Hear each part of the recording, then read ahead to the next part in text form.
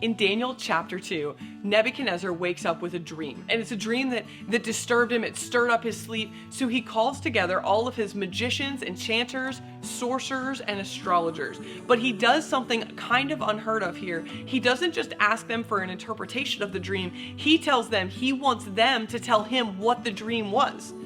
They're baffled at this, and they begin to complain about what a difficult request it is, how hard it is, how kind of unfair it is that he would ask them to tell them the dream that he had and then interpret it as well.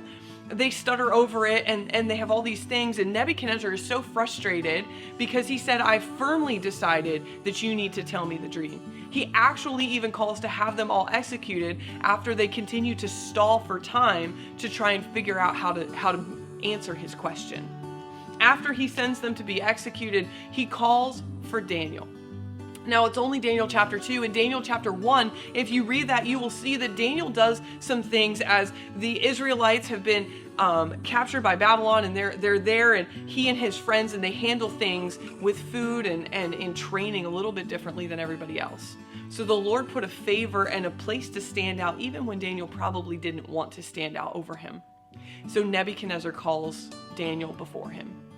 Daniel comes in and openly looks at the king and says, may I have time so that I may seek what your dream was.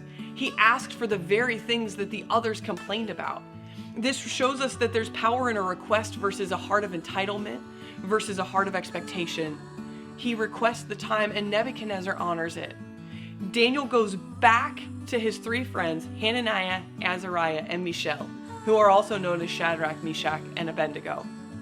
He goes before them, and he uses this term. He urges them to pray with him for the information from the Lord. So they begin to pray together. And the Bible says a little bit later in Daniel chapter 2 that after Daniel's asleep, through a vision, the Lord gives Daniel not only the dream, but the interpretation, and he is later able to go to Nebuchadnezzar. Why do I share this chapter with you? For two very important reasons. First, when Daniel goes back to his friends and he can urge them because their lives are on the line. If they don't come up with this information, they're likely to be executed as well. But instead of panicking, as a group of people, they gather together in prayer and in spirit and petition the Lord for an answer. If you don't have a group of people around you that you could say, hey, I need somebody to pray and petition with me for an answer, you need to find them. But I also want to urge you on that too, that if that group of people you're only talking to when you need somebody to pray and petition with you, I challenge you to do life with them more. Get to know them. These guys had been exiled out of their home. They had gone through slavery and captivity. They're working through the training and the treatment and all the things that go into that place. They're doing life, not in the most beautiful fashion, of course, but they're doing life together. They're encouraging one another and finding ways to laugh together. I promise. So when they need each other to be there in the spirit, they're there because they're there in the flesh. And number two, God didn't answer that prayer in the immediate. It didn't come down in this picture fashion. It was later when Daniel's heart and his mind and his body were at peace that the Lord could speak in such a clear way. Remember that there's value in taking the time to settle your heart, your mind, and your body.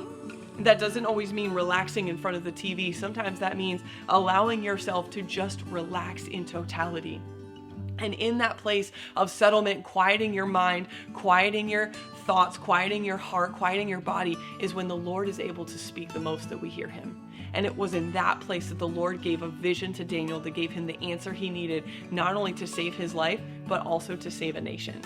So I challenge you today, two things. One, have a group of people that you can press into the presence of the Lord with that are going to petition for God to do amazing things, for God to answer questions, for God to answer your prayers. And two, be willing to wait on God's perfect timing. But in your waiting, be willing to settle yourself enough that you can hear everything he has to say.